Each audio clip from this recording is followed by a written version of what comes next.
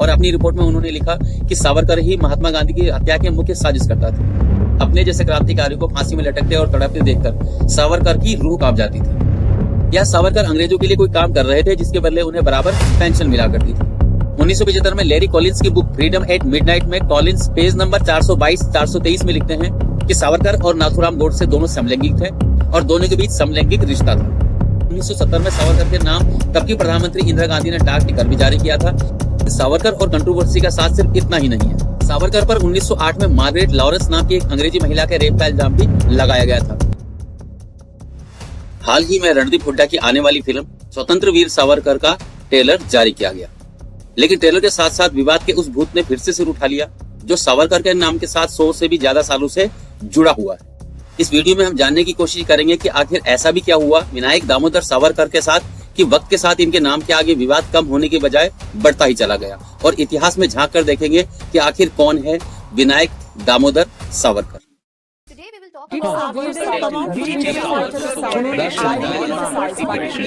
क्यों साइन किया? This is my biggest question. Savarkar का प्रॉब्लम, मेरा सबसे ज्यादा प्रॉब्लम ये है, हाउ कैन यू कंप्लीटली से कि मैं देश की आजादी में पार्टी नहीं हूं? He is not coming out.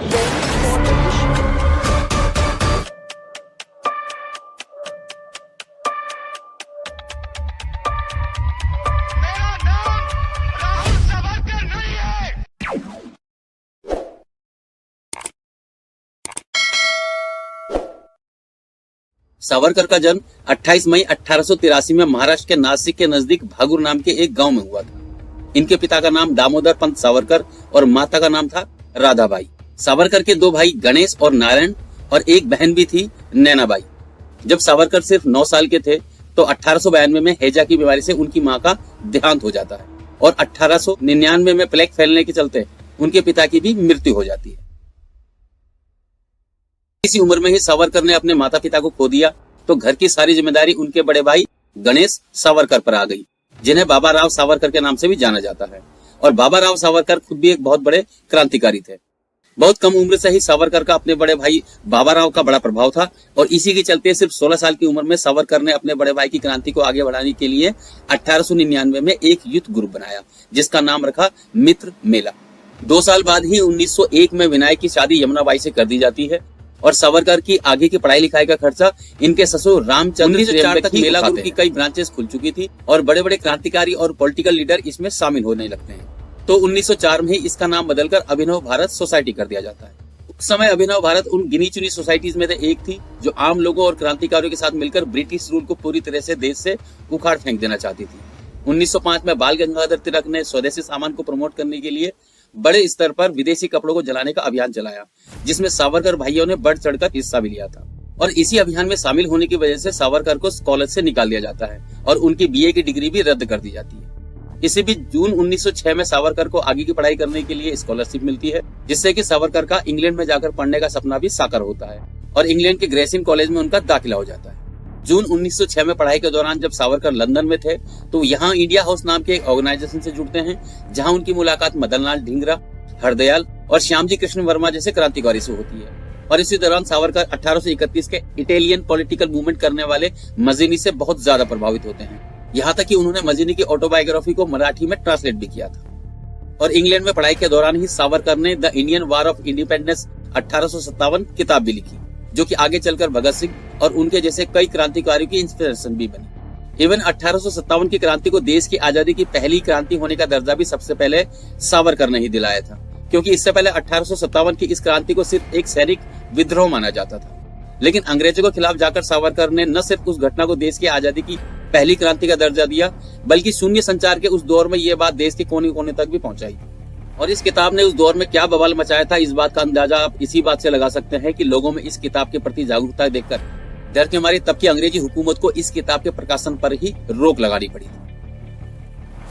आखिरकार इस किताब का प्रकाशन हॉलैंड से कराया गया और फिर इसे फ्रांस पहुंचाया गया और बाद में स्काउट पेपर के नाम से इसे भारत में लाया गया। 21 दिसंबर 1909 को नासिक के कलेक्टर AMT जैक्सन की गोली मारकर हत्या कर दी जाती है। Nashik, AMT Jackson was shot dead by Anant Kanere. Investigation की गई तो जो नाम सामने आया वो था अभिनव भारत सोसाइटी, जिसे लीड करते थे विनायक सावरकर। इन्वेस्टिगेशन में सामने आता है कि सावरकर इंग्लैंड से 20 पिस्टल लेकर भारत आए थे, जिनमें से एक का इस्तेमाल करके अनंत लक्ष्मण कनेरा नाम के एक क्रांतिकारी ने इस हत्या को अंजाम दिया था। और इसी केस के चलते साल 1909 को अभिनव भारत के 27 सदस्यों को गिरफ्तार कर दिया जाता है, जिसमें विनायक सावरकर भी शामिल थे। और फिर इसी केस के सिलसिले में 26 जुलाई 1911 को विनायक सावरकर और उनके बड़े भाई गणेश सावरकर को अंडमान के सेल्यूलर जेल में ट्रांसफर कर दिया जाता है, जिसे हम काला पानी के नाम से भी जानते हैं। और उन्हें उस वक्त 2 उम्र कैद यानी 50 साल की जेल हुई थी। ये वो दौर था जब काला पानी को मौत से भी बदतर समझा जाता था, जो कि अच्छों का मनोबल तोड़ के रख दिया करता था। यहाँ सारे वर्कर्स ब्रिटिशर्स थे और जेल में कैदियों के साथ जानवरों से भी ज्यादा बदतर सलूक किया जाता था। यहाँ तक कि उन्हें खाना भी जानवरों जैसा दिया जाता था। यहाँ कैदियों पर इस हद तक का जुर्म होता था कि कई कैदियों ने तो यहाँ आत्महत्या तक कर ली थी। सावरकर को पहले 6 महीने 52 नंबर की एक छोटी सी कोठरी में सभी कैदियों से अलग रखा जाता है, जो कि जेल की टॉप फ्लोर पर था। यहाँ से सावरकर अक्सर दूसरे कैदियों को फांसी लगते देखा करते थे और क्रांतिकारियों को मनोबल तोड़ने के लिए ये अंग्रेजों का एक कारगर तरीका था। इतिहासकार शमसुल इस्लाम अपनी किताब हिंदुत्व सागर अनमैच्ड में लिखते हैं कि अपने जैसे क्रांतिकारियों को फांसी में लटकते और तड़पते देखकर सावरकर की रूह कांप जाती थी और यहीं से डर ने उन्हें बदल कर रख दिया था। लेकिन शमसुल इस्लाम की इस बात को भी भरोसेमंद नहीं कहा जा सकता, क्योंकि द वीक पत्रिका में 24 जनवरी 2016 को वरिष्ठ पत्रकार निरंजन टाकले ने शमसुल इस्लाम की किताब हिंदुत्व सागर अनमैच्ड को कोट किया था। लेकिन 16 मई 2021 को द वीक को सुप्रीम कोर्ट के आदेश पर इसके लिए माफी मांगनी पड़ी। बहरहाल सावरकर ने जेल जाने के 2 महीने के अंदर ही 30 अगस्त 1911 को अपना पहला मर्सी पिटीशन फाइल किया, जिसे ब्रिटिश ऑफिसर्स ने खारिज कर दिया। 14 नवंबर 1913 को सावरकर ने दूसरा मर्सी पिटीशन फाइल किया, लेकिन उसे भी ब्रिटिशर्स ने खारिज कर दिया। यह बात कही गई कि उन्होंने अंग्रेजी सरकार के सामने अनेकों मर्सी पिटीशन फाइल की। महात्मा गांधी ने उन्हें कहा था कि आप मर्सी पिटीशन फाइल करो। महात्मा गांधी के कहने पर उन्होंने मर्सी पिटीशन फाइल की थी। लेकिन अगर बिना कोई रिकॉर्ड देखे आप तर्क शक्ति का इस्तेमाल करें तो पाएंगे कि महात्मा गांधी साउथ अफ्रीका से भारत में आए ही 1915 में थे। और इतिहास खंगाल कर देखें तो गांधी के 1917 में बिहार में हुए चंपारण सत्याग्रह से पहले महात्मा गांधी सिर्फ एक आम इंसान थे। मोहनदास करमचंद गांधी इस सत्याग्रह के बाद ही महात्मा गांधी बने थे, जबकि सावरकर उससे पहले ही कई बार मर्सी पिटीशन दाखिल कर चुके थे। और इससे 35 साल पहले आजादी मिलने के बाद भी बिल्कुल गलत हो जाती है, क्योंकि एक तो देश के ज्यादातर क्रांतिकारी कदम 1920 के बाद ही उठाए गए थे और दूसरा 1917 तक तो गांधी जी का वैसे भी इन सब में कोई रोल नहीं था। बहरहाल छठी पिटीशन शासन द्वारा एक्सेप्ट कर ली जाती है और 1921 को सावरकर को रत्नागिरी जेल में ट्रांसफर कर दिया जाता है और आखिरकार 1924 में उन्हें जेल से रिहा कर दिया जाता है, लेकिन 2 अहम शर्तों के साथ। पहली तो यह कि सावरकर कभी भी पॉलिटिकल एक्टिविटी में शामिल नहीं होंगे और दूसरा यह कि बिना कलेक्टर की इजाजत के वो रत्नागिरी जिले से बाहर नहीं आएंगे। दोस्तों, सावरकर की अभी तक की क्रांतिकारी एक्टिविटी से देश के सभी वर्ग संतुष्ट थे और आज भी संतुष्ट हैं, लेकिन यहाँ से सावरकर के लिए लोगों की राय 2 हिस्सों में बढ़ जाती है। कुछ लोगों का कहना है कि मर्सी पिटीशन सावरकर की सिर्फ एक चाल थी, क्योंकि अंग्रेजों के खिलाफ जो काम वो बाहर रहकर कर सकते थे वो जेल में रहकर बिल्कुल नहीं कर सकते थे। को ये हक क्यों नहीं कि वो जेल में मरने की बजाय झूठी माफी मांगकर जैसे तैसे बाहर आ जाए और दोबारा उन्हीं अंग्रेजों से लड़े जैसा कि वो लड़े भी। दोस्तों, यहाँ मैं आपको बता दूं कि इतिहास में ऐसा कोई भी सबूत फिलहाल नहीं मिला है जब सावरकर ने रिहा होने के बाद से कभी भी अंग्रेजों के साथ किए गए एग्रीमेंट को तोड़ा हो। इतिहास में 1924 के बाद से ऐसा कोई तथ्य मौजूद नहीं है जिससे साबित होता हो कि सावरकर ने कभी ब्रिटिश हुकूमत के खिलाफ प्रोटेस्ट किया हो या ऐसे किसी प्रोटेस्ट में हिस्सा लिया हो। यहाँ तक कि 8 अप्रैल 1929 में भगत सिंह के साथ सेंट्रल असेंबली में बम फेंकने के लिए बटुकेश्वर दत्त को भी अंडमान की इसी जेल में 13 साल तक काला पानी की सजा सुनाई गई थी, लेकिन बटुकेश्वर दत्त ने कभी मर्सी पिटीशन दाखिल नहीं की और 1942 में रिहा होने के बाद वो तुरंत 1942 के क्विट इंडिया मूवमेंट से जुड़ जाते हैं, जिसके बारे में आपको अभी आगे बताऊंगा। इधर सावरकर के मर्सी पिटीशन को लेकर दूसरे तबके का यह कहना है कि जेल में रहकर सावरकर की वीरता खत्म हो गई थी। हालांकि 1911 से पहले किए गए उनके क्रांतिकारी कदमों की उनकी विरोधी और कई इतिहासकार आज भी प्रशंसा करते हैं और मानते हैं कि सावरकर वाकई में तब एक आदर्श क्रांतिकारी हुआ करते थे, लेकिन काला पानी की सजा ने उन्हें पूरी तरह से तोड़ कर रख दिया। उन्होंने कई बार अपनी मर्सी पिटीशन में अंग्रेजों से माफी मांगी और यहाँ तक कि अंग्रेजों के साथ काम करने की इच्छा भी जाहिर की। कई लोग सावरकर की तुलना भगत सिंह से भी करते हैं, लेकिन भगत सिंह के बारे में एक बात ऐसी है जो भगत सिंह को सावरकर से बिल्कुल अलग रखती है। जेल में रहने के दौरान एक बार भगत सिंह अपने पिता से बड़े नाराज हो जाते हैं, क्योंकि उनके पिता ने अंग्रेजों के आगे भगत सिंह के बचाव में एक पिटीशन दाखिल की थी और भगत सिंह को फांसी मंजूर थी, लेकिन अंग्रेजों के सामने झुकना बिल्कुल मंजूर नहीं था। भगत सिंह का मानना था कि उनकी फांसी देश के युवाओं को जागृत करेगी और देश में एक नई तरह की क्रांति लाएगी, और उनकी फांसी के बाद हुआ भी ऐसा ही। इधर सावरकर ने जेल जाने के 2 महीने बाद ही मर्सी पिटीशन दाखिल करनी शुरू कर दी थी और अपनी मर्सी पिटीशन में सावरकर लिखते हैं, केवल एक शक्तिशाली ही रहम दिखा सकता है और रहम के लिए एक लड़ाकू पुत्र सरकार रूपी माता के अलावा और कहां जा सकता है। हालांकि यह भी सच है कि 30 के दशक में सावरकर हिटलर से बहुत प्रभावित होते चले गए और जिस तरह हिटलर का नाजिज्म जहां एक खून एक देश की बात करता था, अपने कई भाषणों और आर्टिकल में सावरकर ने भी एक खून एक देश की बात की थी और इस खून को उन्होंने नाम दिया था हिंदुत्व का। सावरकर के लिए हिंदू का मतलब था हिंदू, बौद्धिज्म, सिख, जैन और मुस्लिम और क्रिश्चियन को वो इनमें शामिल नहीं करते थे। 1930 के आते आते हिंदू मुस्लिम के झगड़े इस कदर बढ़ गए थे कि मुस्लिम लीग के रहमत अली, सोहरावर्दी रहमत, मोहम्मद अली जिन्ना जैसे मुस्लिम लीडर एक अलग मुस्लिम देश की मांग करने लगे थे। रहमत अली ने जनवरी 1933 में मुस्लिम को खतरे में बताते हुए एक पंपलेट पब्लिश भी किया था जिसका टाइटल था now or never, we are to live or perish forever. इस पंपलेट में रहमत अली ने पहली बार मुस्लिम्स के लिए एक अलग देश की मांग रखी थी, जबकि इससे भी पहले, बहुत पहले, यहाँ तक कि सावरकर के जेल से रिहा होने से भी पहले 1923 में लिखी अपनी किताब एसेंशियल्स ऑफ हिंदुत्व में सावरकर लिखते हैं कि भारत में 2 देश निवास करते हैं, एक हिंदू देश और एक मुस्लिम देश। और 1937 में हिंदू महासभा के अहमदाबाद के अधिवेशन में 2 नेशन की क्रांति को एक्सेप्ट भी कर लिया जाता है। 1937 के ही आम चुनाव में कांग्रेस मेजोरिटी सीट लेकर आगे आती है, जबकि विनायक सावरकर मुस्लिम लीडर मोहम्मद अली जिन्ना के साथ मिलकर सिंध, बंगाल और NWFP में गठबंधन की सरकार बनाते हैं। और ये NWFP है क्या? MWFP यानी नॉर्थ वेस्ट फ्रंटियर प्रोविंस, जिसमें आपके पाकिस्तान का पेशावर और स्वात सहित ये सभी स्टेट शामिल थे। 1939 में दूसरे विश्व युद्ध के दौरान जब तब के ब्रिटिश गवर्नर लिनलिथगो के इस प्रस्ताव को कांग्रेस नकार देती है कि भारत भी इंग्लैंड की तरफ से जर्मनी से युद्ध में उतरेगा, तो यहाँ सावरकर और जिन्ना दोनों गवर्नर लिनलिथगो का समर्थन करते हैं।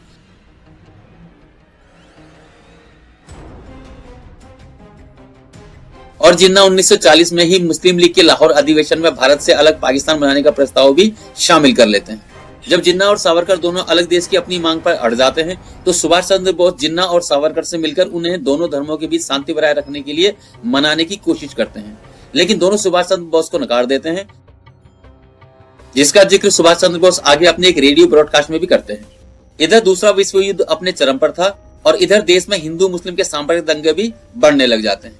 अगस्त 1942 में Mahatma Gandhi quit India movement शुरू करते हैं, लेकिन जिन्ना और सावरकर दोनों ही न सिर्फ इस मूवमेंट से दूर रहते हैं बल्कि इसके बाइकआउट की मांग भी करते हैं। जहां अभी तक सभी इस मूवमेंट में बढ़ चढ़कर हिस्सा ले रहे थे, वहीं ये दोनों अभी भी अंग्रेजी शासन के लिए सैनिकों की भर्ती के लिए लोगों को भड़का रहे होते हैं। यहाँ तक कि तब के बंगाल के मुस्लिम लीग के साथ गठबंधन सरकार में deputy CM Shyama Prasad Mukherjee British governor को भेजे अपने एक पत्र में लिखते हैं कि वो इस मूवमेंट को खत्म कर सकते हैं।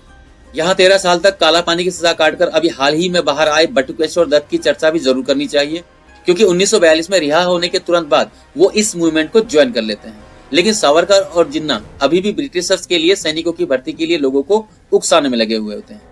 31 अगस्त 1942 में जर्मनी से किए गए आजाद हिंदी रेडियो ब्रॉडकास्ट में नेताजी सुभाष चंद्र बोस अपनी स्पीच में सावरकर और जिन्ना को एक बार फिर से समझाते हुए कहते हैं, मैं अभी भी जिन्ना और सावरकर से अनुरोध करूंगा जो अभी भी अंग्रेजों के साथ समझौते के बारे में सोचते हैं कि वो एक बार फिर से ये महसूस कर लें कि कल दुनिया में कोई भी ब्रिटिश साम्राज्य नहीं होगा। दोस्तों, एक तरफ तो सावरकर अखंड भारत की बात करते हैं और इधर आजादी से ठीक 4 साल पहले 15 अगस्त 1943 को सावरकर एक स्टेटमेंट में कहते हैं, मुझे जिन्ना के 2 राष्ट्र सिद्धांत से कोई समस्या नहीं है। हम सभी हिंदू अपने आप में एक राष्ट्र हैं और ये एक ऐतिहासिक तथ्य है कि हिंदू और मुस्लिम 2 अलग अलग राष्ट्र हैं। और दोस्तों, कई लोगों के संघर्ष के बाद आखिर वो दिन आता है जिसके लिए कई क्रांतिकारियों ने कुर्बानी दी थी। 15 अगस्त 1947, जब देश को अंग्रेजों से आजादी मिली थी। The midnight hour, when the world sleeps, India will awake to life and freedom. देश अब आजाद था, लेकिन अभी भी अपनी कई आंतरिक समस्याओं से जूझ ही रहा था कि आजादी के सिर्फ 5 महीने बाद 30 जनवरी 1948 को दिल्ली के बिरला हाउस में महात्मा गांधी की नाथूराम गोडसे द्वारा गोली मारकर हत्या कर दी जाती है। Mahatma Gandhi is dead. When vast throngs crowded Delhi's Birla House, urging him to break his last fast, a few imagined an assassin would strike near the spot. जांच होती है तो नाम सामने आता है हिंदू महासभा और सावरकर का। 27 फरवरी 1948 को प्रधानमंत्री जवाहरलाल नेहरू को लिखे एक पत्र में सरदार पटेल लिखते हैं, साफ तौर पर सामने आ रहा है कि आरएसएस इसमें बिल्कुल भी शामिल नहीं है। यह सीधे तौर पर सावरकर के अधीन हिंदू महासभा की एक कट्टर सागा थी जिसने साजिश रची और इसे अंजाम दिया। इस मुकदमे में नाथूराम गोडसे सहित 8 लोगों को हत्या की साजिश में आरोपी बनाया जाता है। नाथूराम गोडसे, गोपाल गोडसे, नारायण आप्टे, मदन लाल पाहुआ, विष्णु रामकृष्ण करकरे, शंकर किस्तेया, दिगंबर बड़गे और विनायक दामोदर सावरकर। अगर आप सुनवाई के दौरान की फोटो या वीडियो देखें तो पाएंगे कि सभी अभियुक्तों में सिर्फ सावरकर ही आखिर में चुपचाप से बैठे नजर आते हैं।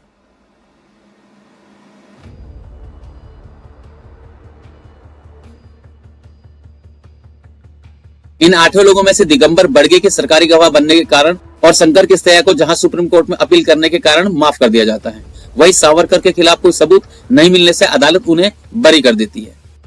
गोपाल गोडसे, मदन पाहुआ और विष्णु रामकृष्ण करकरे को आजीवन कारावास की सजा सुनाई जाती है और नाथूराम गोडसे के साथ नारायण आप्टे को फांसी की सजा सुनाई जाती है। इस घटना के 16 साल बाद यानी 1964 में इसकी जांच के लिए बनाई गई कपूर कमीशन ने अपनी रिपोर्ट में साफ साफ सावरकर की तरफ उंगली भी उठाई थी और अपनी रिपोर्ट में उन्होंने लिखा कि सावरकर ही महात्मा गांधी की हत्या के मुख्य साजिशकर्ता थे। अपनी किताब लेट्स किल गांधी में पेज नंबर 691 पर महात्मा गांधी के परपोते तुषार गांधी लिखते हैं, महात्मा गांधी की हत्या के मामले में chief investigation officer Jamshed Dorab Nagarwala ने रिटायर होने के बाद कहा था, मैं इस बात से पूरी तरह सहमत हूं कि बिना सावरकर की मदद और भागीदारी के महात्मा गांधी की हत्या की साजिश कभी सफल नहीं हो सकती थी। सावरकर को वीर कहा जाए या नहीं, इस बारे में लोग आज भी 2 हिस्सों में बटे हुए हैं और इस वीडियो को बनाने का मेरा मकसद सिर्फ इतिहास में हुए कुछ तथ्यों को सामने रखने का है, ना कि कोई अपना नजरिया बताने का। दोस्तों, यहाँ एक और कंट्रोवर्सी है सावरकर के साथ और वो ये है कि उन्हें अंग्रेजों से 60 रुपए हर महीने पेंशन मिला करती थी। अब यहाँ सवाल ये है कि जब सावरकर अंग्रेजों के लिए कोई काम ही नहीं कर रहे थे तो अंग्रेज उन्हें किस बात की पेंशन दे रहे थे, या सावरकर अंग्रेजों के लिए कोई काम कर रहे थे जिसके बदले उन्हें बराबर पेंशन मिला करती थी। क्योंकि इतिहास की सभी किताबें खंगालें तो आप पाएंगे कि उन्होंने अंग्रेजों की शर्तों का कभी उल्लंघन नहीं किया था। सावरकर के पोते रंजीत सावरकर के माने तो उन्हें 60 रुपए पेंशन के तौर पर नहीं बल्कि डिटेंशन अलाउंस के तौर पर मिलता था, जो तब हर कैदी को मिला करता था। उनका यह भी कहना है कि सावरकर को फिर भी और कैदियों के मुकाबले में बहुत कम अलाउंस मिला करता है। अगर तथ्यों पर तोला जाए तो रंजीत सावरकर की यह बात किसी हद तक सही भी नजर आती है। इतिहास के पन्ने पलटे तो आप पाएंगे कि कई और लोगों को भी यह अलाउंस मिला करता था, जिसमें अब्दुल वारिस और महात्मा गांधी तक शामिल हैं।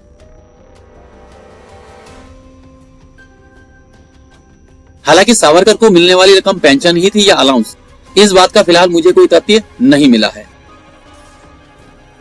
लेकिन सावरकर और कंट्रोवर्सी का साथ सिर्फ इतना ही नहीं है। सावरकर पर 1908 में मार्गरेट लॉरेंस नाम की एक अंग्रेजी महिला के रेप का इल्जाम भी लगाया गया था, जिसके लिए कहा जाता है कि सावरकर को 4 महीने की सजा भी सुनाई गई थी। एक fact checker website news checker ने इसे एक फेक खबर बताया था और बताया जाता है कि ये काम अगम्य गुरु नाम के एक व्यक्ति ने किया था। और अपनी लिखी किताब इनसाइड द इनेमी कैंप में सावरकर किताब पेज नंबर 62-63 में इस अगम्य गुरु का जिक्र करते हुए लिखते हैं, मैं अगम्य गुरु से 1908 में लंदन में मिला था और बाद में उन्हें एक अंग्रेजी लड़की से छेड़छाड़ करने की कोशिश के लिए जेल भेज दिया गया था। हालांकि मैं अगम्य गुरु से तब मिला था जब उन्होंने अपनी सजा पूरी कर ली थी। 1975 में लैरी कॉलिंस की बुक फ्रीडम एट मिडनाइट में कॉलिंस पेज नंबर 422-423 में लिखते हैं कि सावरकर और नाथूराम गोडसे दोनों समलैंगिक थे और दोनों के बीच समलैंगिक रिश्ता था।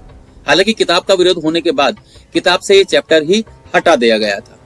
हालांकि ऐसा कोई भी जिक्र इससे पहले और इसके बाद फिर कभी नहीं किया गया, इसीलिए इसे भरोसेमंद बिल्कुल भी नहीं कहा जा सकता है। एक अनजान लेखक चित्रगुप्त द्वारा 1926 में लिखित सावरकर की पहली जीवनी लाइफ ऑफ बैरिस्टर सावरकर में सावरकर को उनके साहस के लिए महिमा मंडित किया जाता है और एक सुपर हीरो की तरह दर्शाया जाता है। जब इस किताब का दूसरा संस्करण 1987 में सावरकर के लेखों के आधिकारिक प्रकाशक वीर सावरकर प्रकाशन द्वारा जारी किया जाता है तो रविंद्र रामदास ने इसकी प्रस्तावना में खुलासा किया कि चित्रगुप्त और कोई नहीं बल्कि खुद सावरकर ही थे। और आखिरकार 26 फरवरी 1966 को हमेशा विवादों के साथ रहने वाले the Indian war of independence 1857 जैसी क्रांतिकारी किताब के जनक विनायक दामोदर सावरकर ने अपने पीछे कई विवाद छोड़कर हमेशा के लिए अपनी आंखें बंद कर ली। सावरकर की मृत्यु के 4 साल बाद 1970 में सावरकर के नाम तब की प्रधानमंत्री इंदिरा गांधी ने डाक टिकट भी जारी किया था। यही नहीं, 30 मई 1980 को स्वतंत्र वीर सावरकर राष्ट्रीय स्मारक के सेक्रेटरी पंडित बाखले को लिखे एक पत्र में तब की प्रधानमंत्री श्रीमती इंदिरा गांधी कहती है, वीर सावरकर का ब्रिटिश सरकार के खिलाफ उठाए गए कदमों का हमारे स्वतंत्रता आंदोलन के इतिहास में अपना एक महत्वपूर्ण स्थान है। दोस्तों, यहाँ दोनों तरफ की बातें बताने का मेरा मकसद सिर्फ आपको ये बताना है कि राजनीतिक पार्टी द्वारा अपने अपने रोल मॉडल को बढ़ा चढ़ाकर बताना कोई नई बात नहीं है। फिर चाहे वो कांग्रेस हो या बीजेपी, सावरकर के समर्थक और उनके विरोधी दोनों ही अपनी अपनी बात को साबित करने के लिए फेक न्यूज और फर्जी प्रोपेगेंडा फैलाने से भी बाज नहीं आते हैं। और अब तो सोशल मीडिया द्वारा भ्रम और फेक न्यूज फैलाना और भी आसान हो गया है। व्हाट्सएप पे कचरा के उतरता है, उसे इतिहास मान के प्रारंभ हो जाता है। इन महीनों में अब आप YouTube से भी सत्यता की उम्मीद नहीं कर सकते। बात होती है तो उनके माफीनामे के बारे में। Actually, there was war, an underground war. दोस्तों, कुछ लोगों को लगता है कि वीर सावरकर की इसलिए इज्जत नहीं होनी चाहिए क्योंकि उन्होंने अंग्रेजों से माफी मांगी। सावरकर को ये हक क्यों नहीं कि वो जेल में मरने की बजाय झूठी माफी मांगकर जैसे तैसे बाहर आ जाए और दोबारा उन्हीं अंग्रेजों से लड़ें जैसा कि वो लड़े भी। ये कांग्रेसी कहते हैं कि स्वतंत्र वीर सावरकर जी ने भारत के युवकों को अंग्रेजों की सेना में शामिल होने के लिए कहा। क्यों कहा ये नहीं बताएंगे। मारा कनपट्टी पर हिला दे मुंह, यहां से टुकड़ निकल जाए, पागल कहेंगे। ना राजनीति समझते हो, ना इतिहास समझते हो, ना साम दाम दंड भेद समझते हो। टीजर में आगे गांधी जी का जिक्र करते हुए बोला गया है कि गांधी जी बुरे नहीं थे, मतलब अच्छे भी नहीं थे। नहीं, ये अच्छे नहीं थे, ये मैंने अपनी तरफ से बोला। आगे बोला गया कि अगर वो अपनी अहिंसावादी सोच पर अड़े नहीं रहते तो भारत 35 साल पहले। मुझे लगता है राइटर की करामात है जिसने इतने खूबसूरत तरीके से इन लाइंस को लिखा है कि गांधी जी के राष्ट्रपिता होने की इज्जत रखते हुए कुछ वो बातें भी बोल दी जो उनके राष्ट्रपिता होने पर सवाल उठाती है। यहाँ भी एक तरफा प्रोपेगेंडा फैलाने वाले कम नहीं है, लेकिन समझदार लोगों से उम्मीद की जाती है कि किसी पर भी विश्वास करने से पहले इतिहास की किताबें जरूर खंगाल लें। अगर आपको नहीं मालूम कि जब 1940 से ही मुंबई अंडरवर्ल्ड पर 3 लोग राज कर रहे थे, तो एक गरीब घर का दाऊद इब्राहिम कैसे बन गया अंडरवर्ल्ड का सबसे बड़ा डॉन, और 1993 में क्यों करवाए गए थे मुंबई में सीरियल बम ब्लास्ट, ये सब मैंने इस वीडियो में डिटेल से बताया है। आप ऊपर आई बटन पर क्लिक करके इसे देख सकते हैं और वीडियो का लिंक मैंने डिस्क्रिप्शन में डाल दिया है, वहां से भी आप इसे देख सकते हैं। वीडियो पसंद आया हो तो लाइक और शेयर जरूर करें ताकि हमें आगे भी मोटिवेशन मिलता रहे और हम और भी किस्से लेकर आपके सामने आते रहें। जो लोग नए हैं वो सब्सक्राइब करना ना भूलें ताकि आने वाली वीडियो की नोटिफिकेशन आपको बराबर मिलती रहे। अगले केस के साथ आपसे फिर होगी मुलाकात, तब तक के लिए इजाजत। ये सावरकर जी की चिट्ठी है जो अंग्रेजों को लिखी, और इसमें क्या लिखा? मैं आपका नौकर रहना चाहता हूं।